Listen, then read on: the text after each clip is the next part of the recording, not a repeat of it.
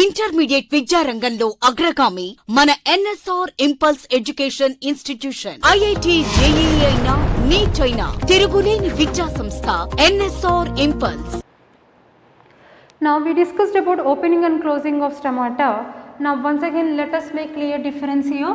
So what are the things we need to take? Opening of stomata. Let us write all parameters related to opening of stomata. Let us write all parameters related to closing of stomata, because from this we have an expectation of getting in the final NEET we have an expectation of getting the question. So most of the times in the final NEET we have a question from this. So let us clearly see what are the parameters support opening of stomata, what are the parameters support closing of stomata. So here we are discussing about what type here? Again I am telling you, we are discussing about photoactive stomata. So when we say photoactive stomata, obviously opening of the stomata occurs during daytime. In this case closing of the stomata occurs during night time. Okay, now let us see parameters. Very importantly, opening of the stomata, very important point here, 3 star marks I kept, very important. That means here for opening of stomata who is responsible means cytokinin. Cytokinin makes it drives K+ transport. It drives the K+ transport. It makes the K+ to enter inside the God cell, drives K+ transport into God cells, and that causes opening of stomata. Which plant hormone? The question is which plant hormone is responsible for opening of stomata means, remember this is cytokinin. In short form we write CK. CK means cytokinin. What cytokinin will do? It drives the K+ transport into God cell. Right. Then what conditions favors the opening of stomata means, let us take into consideration of low levels of H+ favors the opening of stomata. Suppose question is in terms of K+, then high levels of K+. Similarly in the question if it is mentioned about high levels of Cl-, both favors what is called opening of stomata. Then apart from this, now if you take rest of the conditions we have to take into consideration, low levels of carbon dioxide. Even carbon dioxide is also one of the factor which is also plays an important role in opening and closing of stomata. Very important. So cytokinin is important, carbon dioxide important. High levels of H+ are, low levels of H+ are. That should be clear in your mind. Opening means inside the God cell you find low levels of H+. Inside the God cell you find high levels of both K+ and Cl-. Then what is the other condition here? pH is higher or increases. Osmotic pressure is also higher, but lower is the what? Water potential. Water potential is lower. So what occurs here is endosmosis.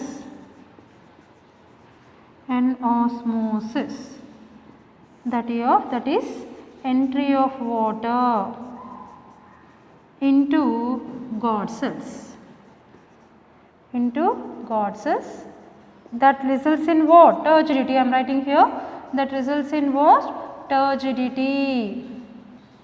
So turgid condition favors, exosmosis favors, and all these conditions are favorable for opening of stomata. Similarly, coming to what are the factors favors the closing of stomata. Now if you look at So this happens, closing of stomata happens in the night time.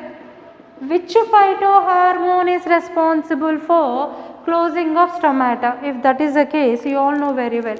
What is that? You all know very well. ABA. What is ABA? Abscisic acid. What is ABA? Abscisic acid. You know, this is called as a natural anti-transparent.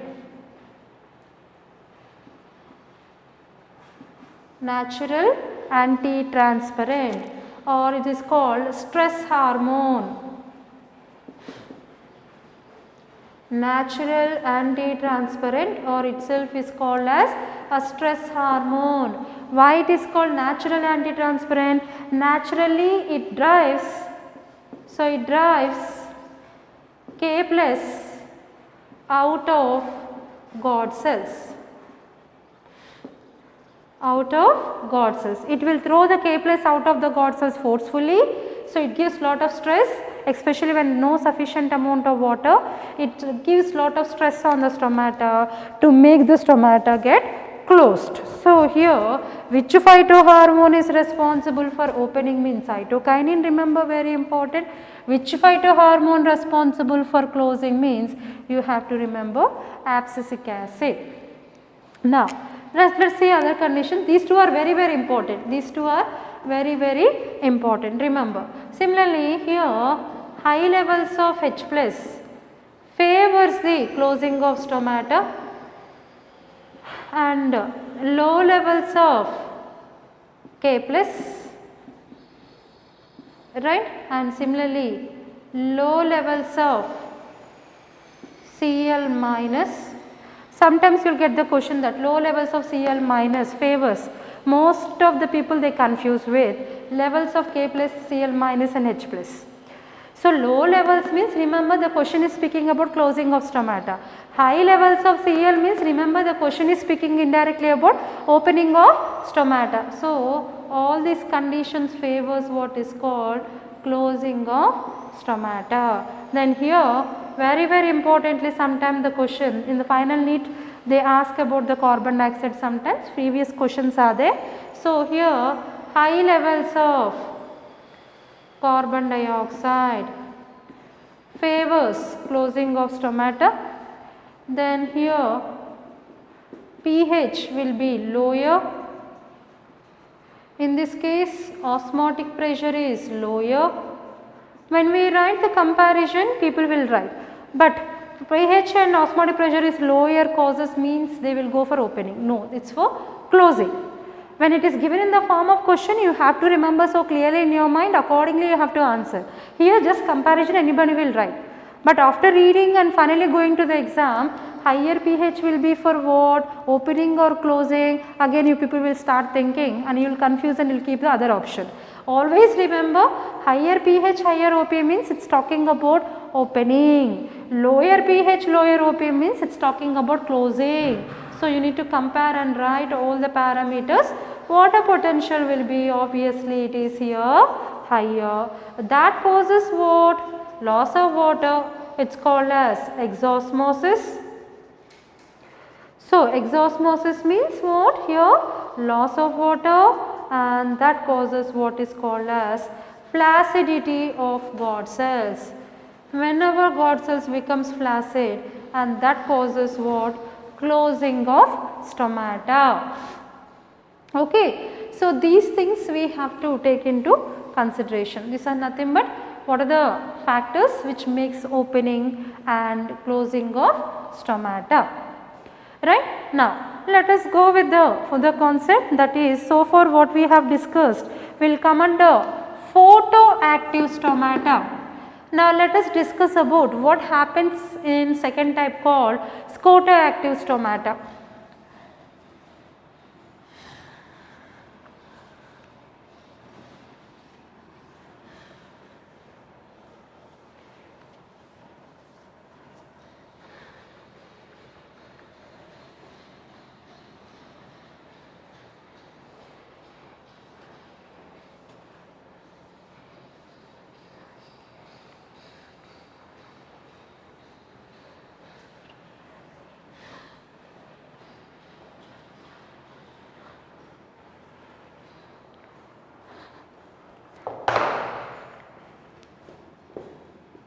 What is the second type of stomata we have?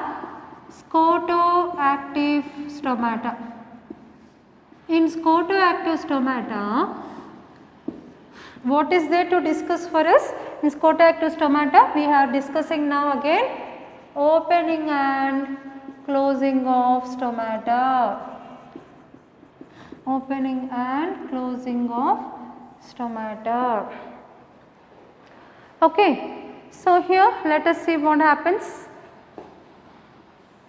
So, you know it very well. Opening of stomata occurs during, when it happens in the night time, occurs at night time. That is why it is called as scotoactive stomata. And when there is a closing, so we say closing of stomata, it occurs during daytime. It occurs during daytime. Now let us see how it get opens during night time. Let us see how it will get closed during daytime. Okay. Now you have to remember examples also very important. Where does the scotoactive stomata occurs? Stomata occurs in case of, where it occurs? In case of succulents, that is cactus, and even in case of bryophyllum, right, in the members of xerophytes. Very important examples where do you find scotoactive stomata, right. So, what happens here is opening of stomata, what occurs in this case is during night time there is incomplete oxidation of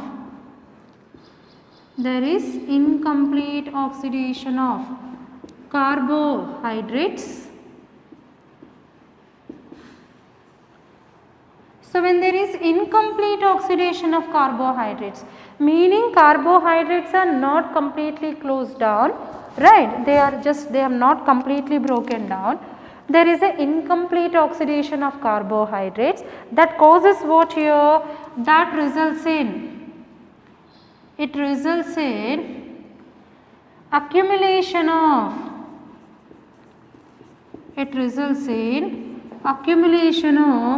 organic acids. As carbohydrates are not completely broken down, carbohydrates partially undergo, incomplete means they undergo partial oxidation, partially they get broken down. As a result, organic acids are released here and there is an accumulation of organic acid. As a result of this, carbon dioxide is not released. So, plant is in need of carbon dioxide. Carbon dioxide is not released, that makes stomata remains open. As carbon dioxide is not released here, stomata remains open. So, there is an opening of stomata in the night time. Let us see what happens in the daytime, closing of stomata. So, this causes during daytime complete oxidation of carbohydrates,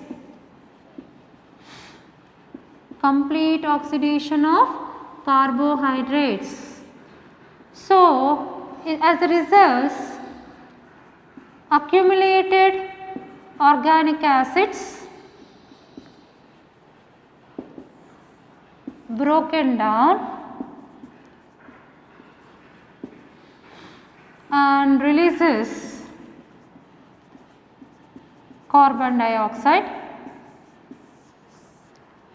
Okay. So, what happens during daytime? Followed by there is a complete oxidation of carbohydrates, and these carbohydrates makes the accumulated organic acids are completely they get broken down, and releases carbon dioxide. Now carbon dioxide is sufficient for photosynthesis. The carbon dioxide what is produced here, that was sufficient for photosynthesis to prepare food.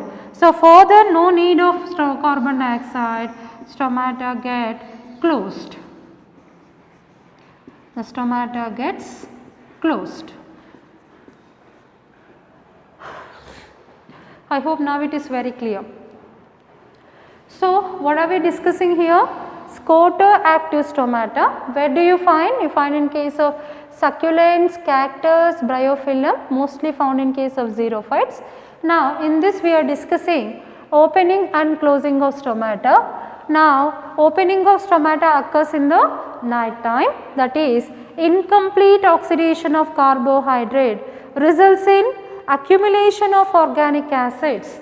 These organic acids are accumulated, as a result carbon dioxide is not released, as a result stomata remains open. After some time there is a daytime. So during daytime there is a complete oxidation of carbohydrates, and this causes breakdown of accumulated organic acids into carbon dioxide. Now carbon dioxide is released. What is produced? It was sufficient for the plant to undergo photosynthesis. No more carbon dioxide is needed. So stomata will get closed during daytime. So this is a mechanism what we find called scotoactive stomata. We find most commonly in case of xerophytes. Now let us go with this.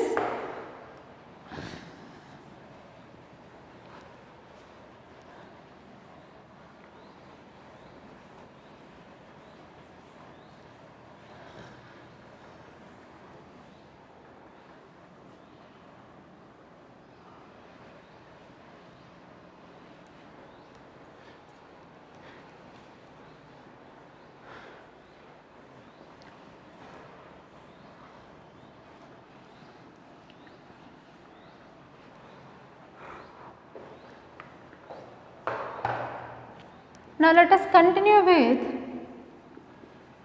uptake of mineral ions.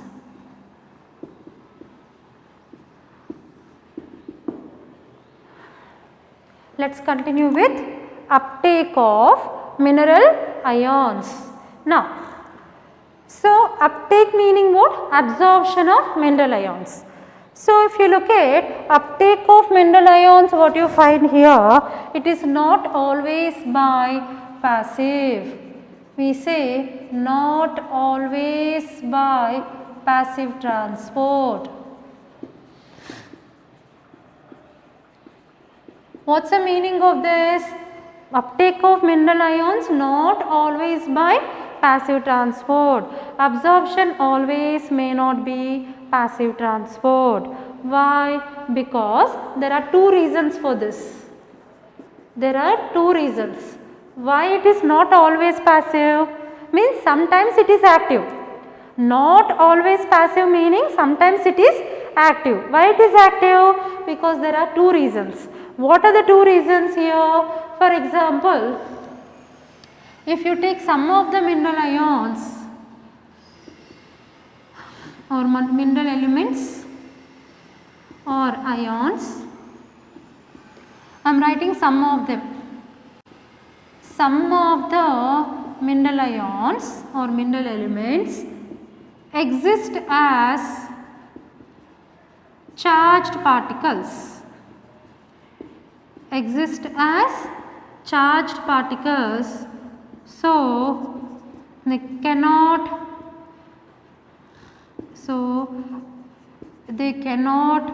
cross the membrane.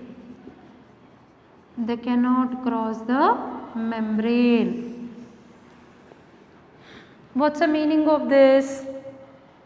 You know, when you take the root system, for example, we are talking about absorption of into root system, absorption of mineral ions in root system. Let us take this root system. What are we discussing? Uptake of mineral ions in root system, for example. So when you take the root here, this is the root here. Maybe other particles are entering, all particles are entering, but some particles are like charged particles. Some particles are charged particles. So some of the charged particles or some of the Me means mineral elements. So I am writing here Me means what? Mineral elements. Some mineral elements they enter inside. Some of the mineral elements they enter inside. But only some of the mineral elements or ion exist as charged particles. When they carry some charge here, suppose inside Cl minus is more, to balance that, then only the membrane will allow K plus. That means concentration has to move from low concentration to high concentration. That means these charged particles, they cannot cross the membrane. They will not cross the membrane. At that time, they take the help of energy. When energy ATP is added, then they will cross the membrane. That means they have to undergo energy related processes, means they undergo what is called active transport. If energy is there, then only they can cross the membrane. Energy is there, then only they can cross the membrane, because they exist as charged particles. When they exist as a charged particles, they cannot cross the membrane. At that time, suppose inside the root, if it is in need of the mineral element, at that time, with the help of energy or ATP, the movement occurs from outside the root into inside the root. At that time, it is not by passive, sometimes it happens even with the help of active transport. And other reason is, this is the first reason, and what could be the second reason? What could be the second reason? The second reason, if you look at, this is the root system, I am just drawing, this is the root system.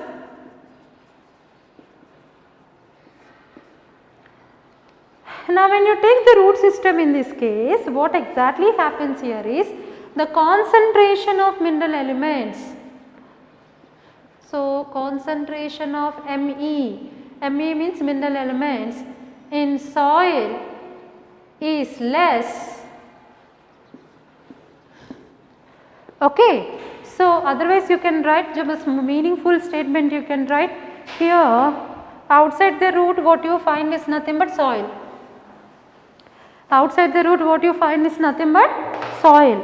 So here in soil, if you take less concentration of mineral elements, imagine the case inside the root you find more concentration of mineral elements, but still root is giving absorption to the shoot system.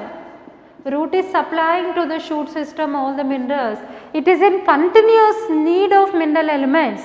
Even though inside the root you find more concentration, surrounding the soil you find less concentration, but even though it is more, everything is continuously need to supply for the shoot, but still it is in need of mineral elements. At that time, movement happens from less concentration to a high concentration. Then here what occurs is called as active transport. Here what occurs is called as active transport. I hope you got it. Right? This is the second reason. So in the root system you find high concentration of mineral elements. Outside the root, soil has less concentration of mineral elements. The movement happens from less concentration to high concentration, then that occurs with the help of ATP. Again pumps are involved. Pumps are means carrier proteins are involved. Carrier proteins which works with the help of energy are called pumps. ATP is needed, and this happens against concentration gradient. against concentration gradient, meaning from where to where? Low concentration to high concentration. Okay, then what occurs here, it's called as active transport. What occurs here, it's called active transport. So, absorption of mineral ions is not always by passive, sometimes it may be active because of these two reasons. Sometimes here if you take the next point under this I am writing, absorption of mineral ions,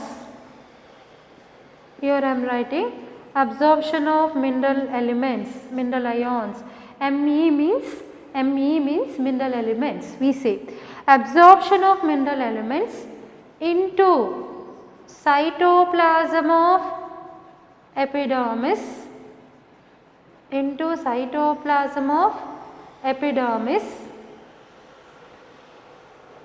occurs through, so I am writing here, occurs through either by what is called osmosis or by diffusion, nothing but what? Passive transport. Nothing but what? A passive transport. What we discussed for the last class, even DPD also. It may be by DPD. DPD itself is called as what? Suction pressure. DPD itself is called as what? Suction pressure. I hope now you got it.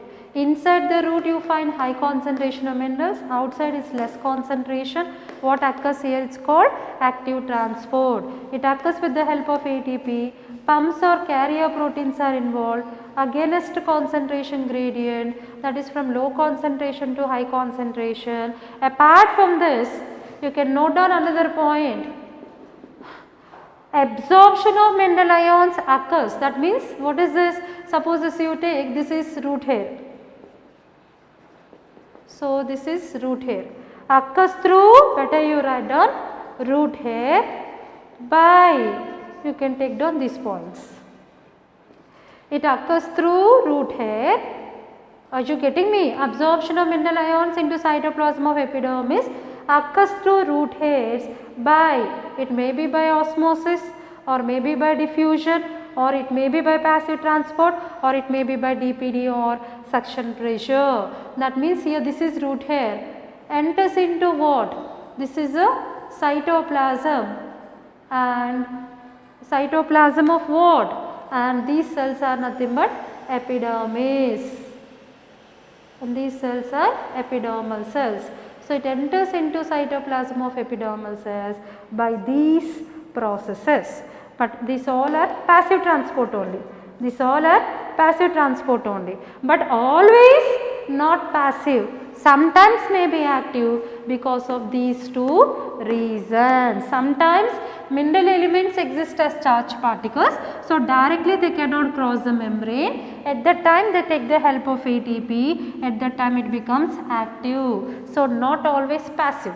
Sometimes soil solution is less, inside is more, at that time also what occurs is active. That means overall if you talk about absorption of water by the root occurs through mineral elements into the cytoplasm of epidermis, occurs through root hair by osmosis, diffusion, passive transport, DPD or suction pressure. So, here importantly we talk about an important note point. Let us take an important note point, very important. What is the note point? Here we talk about root system. In the root system if you take, so here we mainly talk about endodermis. Endodermids act as checkpoint or it act as a control point.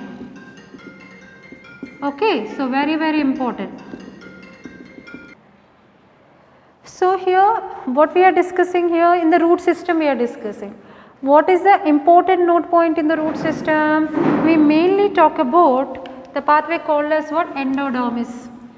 What is endodermis here we find?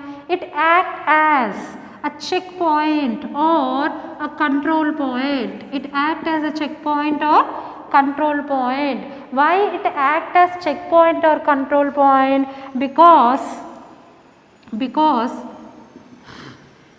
it checks the quantity and a type of solute enters into xylem.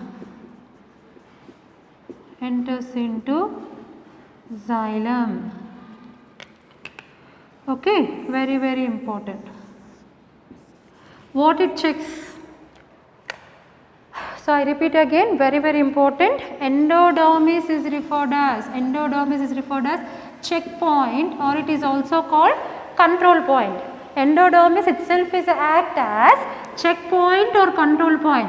Why do you call endodermis as checkpoint or control point? What is the reason? Why do you call so? Because it checks the quantity and type of solute. These two parameters you have to remember, very important. What it will check? It checks the quantity and type of solute enters into xylem. Because of this reason, as it checks what quantity, how much quantity is coming and what type of solute is coming, as it check both quantity and type of solute, and this is the reason why it is called checkpoint or control point. It is a very important note point. Okay, so here, so I hope you understood the two reasons. Then I will come back to the note point. So uptake of mineral ions is not always by passive because of two reasons. Again I am telling you, because some of the mineral elements exist as charged particles, they cannot cross the membrane. So what happens here is they take the help of energy. At that time it is not by passive. What occurs is nothing but active transport. This is the first reason. What is the second reason? So if you look at the second reason here, what is the second reason? Concentration of mineral elements within the soil, it is less when compared to inside the root. So what occurs is active transport. Then overall if you talk about the root system, absorption of mineral elements into cytoplasm of epidermis occurs through root hairs by, means through root hair it enters. By what processes? Sometimes it is by osmosis, sometimes it is by diffusion, sometimes it is by DPD or suction pressure, means all the type of processes are nothing but passive transport. Okay, now we will come back to the note point. I will just come back to the note point.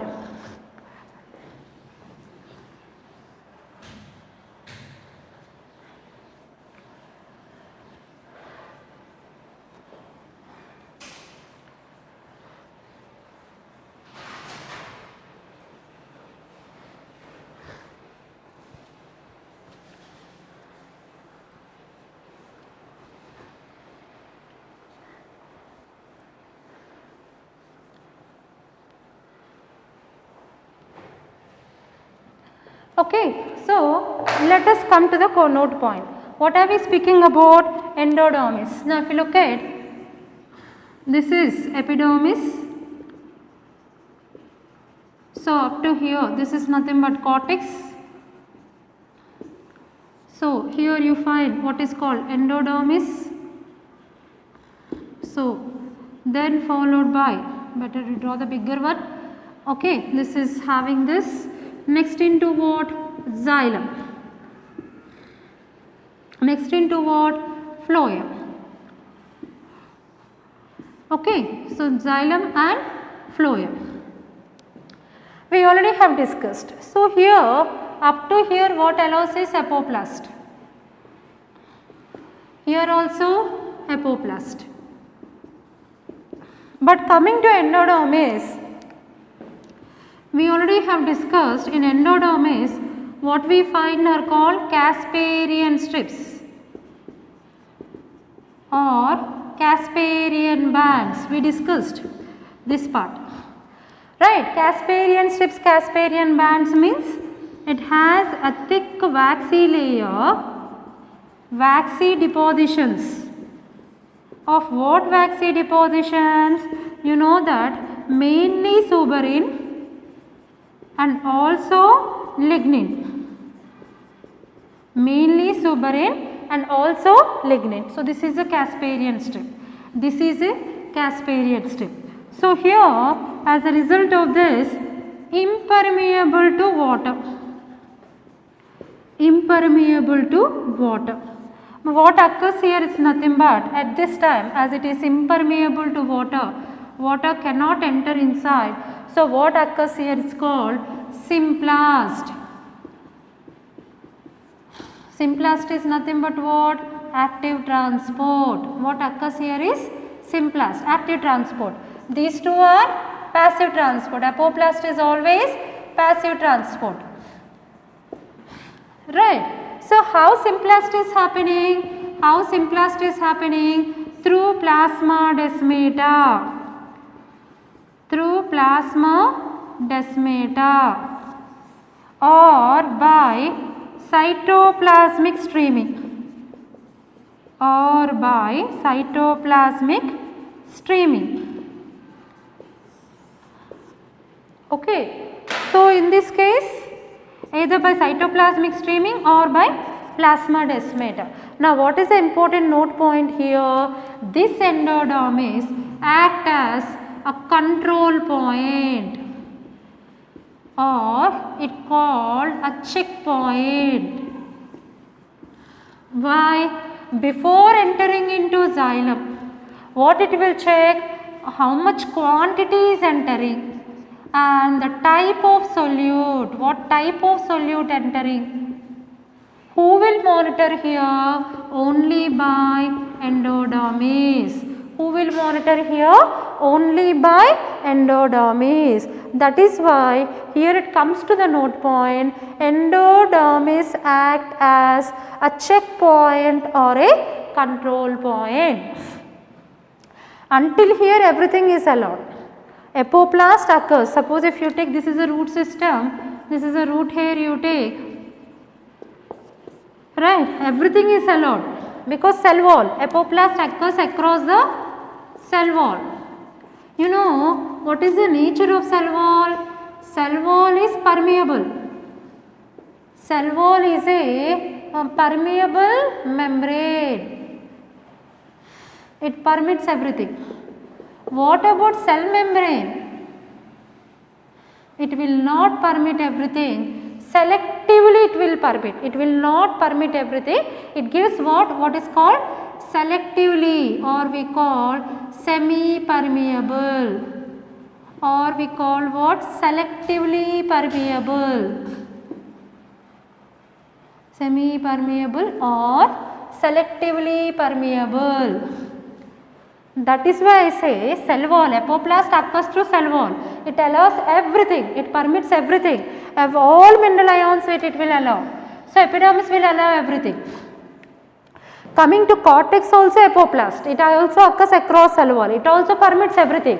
But coming to endodermis, endodermis will not allow everything. Why? Because endodermis has Casparian strips, they have suberin and lignin, impermeable to water. So what occurs is only by symplast. Symplast is nothing but active transport. How symplast occurs means by plasma desmata or by cytoplasmic streaming. We know the total story. What is the final conclusion now? Here endodermis act as a control point, or we call a checkpoint. Endodermis act as control point or checkpoint. Why? Because it checks the quantity and type of solute enters into xylem. So if it is coming, nutrients are coming. Who are coming? Mineral elements are coming. From where to where? From one cell to other cell. How the entry is happening? By plasma desmata or by cytoplasmic streaming. When it is coming it from this cell to this cell, who is coming? Means it will check what type of solutes are coming. It will check. If it is needed, then only it will allow. Not only the type of solute, also checks the quantity, how much quantity is needed. If more quantity is coming, it stops. It makes impermeable. Impermeable means it stops. If it has a sufficient quantity, it allows. So endodermis act as checkpoint or control point because it checks the quantity and type of solute enters into xylem. From where to where? From the cortex into where? Into xylem. So it is act as a barrier between cortex and xylem. In xylem, why? Xylem has to give to the shoot system upwards. It has to give to the shoot system. So endodermis act as a gate, control point or checkpoint. It checks the quantity and type of solute entering into xylem. So this is very, very important. Take down this as note point. So this is complete transfer section of the root system. Supporting this endodermis, once again we have discussed the total story. What is important is checkpoint or control point, and these two parameters you have to remember before entering into xylem.